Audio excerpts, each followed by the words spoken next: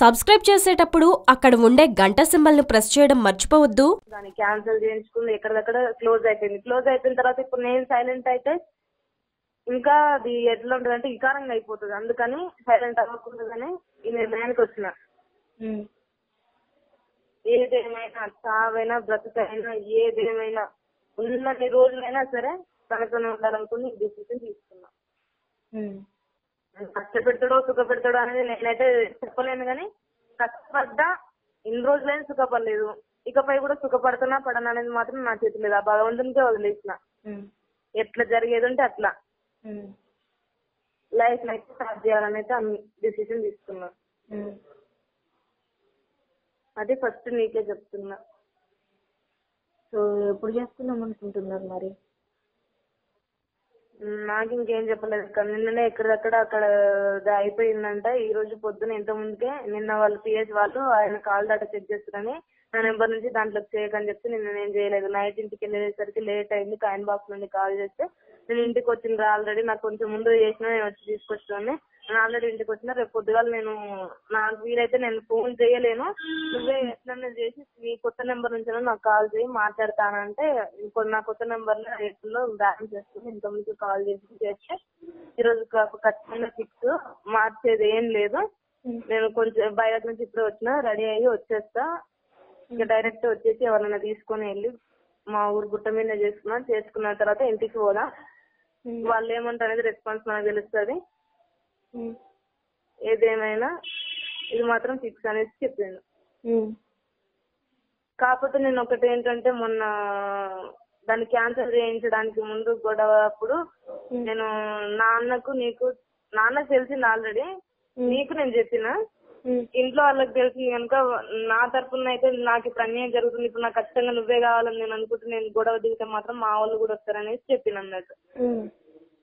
నాకు అన్యాయం జరుగుతుంటేనైతే మా ఇంట్లో చూసుకుంటూ కూర్చోరు కదా, నాకు ఖచ్చితంగా కావాలంటే వాళ్ళు కూడా వస్తారు.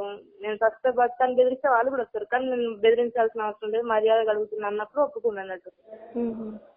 కాకపోతే ఇప్పటికీ ఆయన పరంగా ఏంటంటే నాన్నకి ఇష్టమని అనుకుంటుంది, కానీ అది ఏదేమైనా జరిగిన తర్వాత చెప్తా. ఇక డాడీ ఒప్పుకోకపోవడానికి కూడా నేను చేసేది పెద్ద తప్పేం కాదు కదా అక్క. డాడీకి తెలుసు ఆల్రెడీ ఈ విషయం, కొన్ని ఎప్పటి నుంచో తెలుసు. నేను రోడ్ మీద మాట్లాడుతున్నా అన్నప్పుడు కూడా నీతో నువ్వు గేసి నర్సింగ్ చేసేటప్పుడు కూడా నీ దగ్గరకు వచ్చి చెప్పి తిట్టినని కూడా నువ్వు నాకు చెప్పినావు. ఈ రోజు నేను కొత్తగా నేను ఆయనతో మాట్లాడి ఈ రోజు కొత్తగా నేను చేసే తప్పైతే ఏం లేదు. కాకపోతే నాన్నకేంటంటే ఏం పని చేయట్లేదు కనుక ఎట్లా సాగుతాడు, అవసరమా ఇప్పటికే ఇట్లా ఉందంటే మళ్ళీ కష్టం పెట్టేదానికి ఎందుకు ఇవ్వాలన్నట్టుగా ఆయన ఆలోచన ఉండొచ్చు, కానీ నాకు అలా తింటే అని అనుకుంటా, కానీ నేనైతే తప్పు చేయట్లేదు అని నా ఫీలింగ్. సరే, ఇప్పుడు మరి మీరు పెళ్లి చేసుకొని వెళ్ళినాక వాళ్ళ ఇంట్లో వాళ్ళు ఒప్పుకోకుంటే? ఒప్పుకోకపోవడానికి ఆబ్జెక్షన్ ఏం లేదు. ఆల్మోస్ట్ నేను చెప్పినా అని చెప్పిండు. ఒప్పుకోకపోతే అనేది ఉంటే ఒకవేళ ఖచ్చితంగా కాదు, మనకు పాజిటివ్ వే ఉంది, ఓకే కాదని. ఒకవేళ నెగిటివ్ వే కూడా ఎదురైతే దాన్ని ఫేస్ చేయగలగాలి కదా, దాని గురించి ఆలోచించాలి కదా. లేదక్క, ఒకవేళ వాళ్ళు కాదు కూడదు అని ఏమన్నా అన్నారు అనుకో, ఇప్పుడు నేను సింగిల్ గా పోతుండొచ్చు, కానీ నా తరఫున నేను ఒక్కదాన్ని పోతుండొచ్చు. కానీ ఇప్పుడు అక్కడ మోత్పూర్ లో ఉన్న ఇప్పుడు మహిళా మండలి వాళ్ళకి తెలిసింది మొన్ననే, నాకంటే ముందు వాళ్ళే గొడవకి వెళ్తా అన్నారు. మోత్కూర్ పిఎస్ లో తెలిసింది. ఇప్పుడు ప్రతి ఒక్కరు నాకు సపోర్టెడ్ గా వస్తారు. వాళ్ళు ఇప్పుడు మ్యారేజ్ దగ్గర కూడా వాళ్ళు వస్తామని చెప్పారు. సపోర్టెడ్ గా వచ్చి మాట్లాడతామన్నారు. ఇంటికి తీసుకెళ్ళినప్పుడు వాళ్ళే వచ్చి మాట్లాడి ఇంత తోలిపోతామని అన్నారు. ఒకవేళ కాదు కోసం ఒప్పుకోమని అంటే వాళ్ళే ప్రజెంట్ 1 month వరకు బయట ఎక్కడన్నా అరేంజ్ చేస్తామని అన్నారు, రూమ్ ఇట్లా తీసుకొని. ఆ తర్వాత నుంచి ఎట్లాగో నేను పని చేస్తున్నా. అప్పటి వరకు కూడా ఆయన ఏదో ఒకటి చేయక తప్పదు. అదే విధంగా లైఫ్ కొద్ది రోజులు ఫ్యామిలీస్ దూరంగా కంటిన్యూ అవుతుందా, అసలు ఏం జరుగుతుంది అనేది ఇక భగవంతుడు నేనైతే భారం వేస్తున్నాను.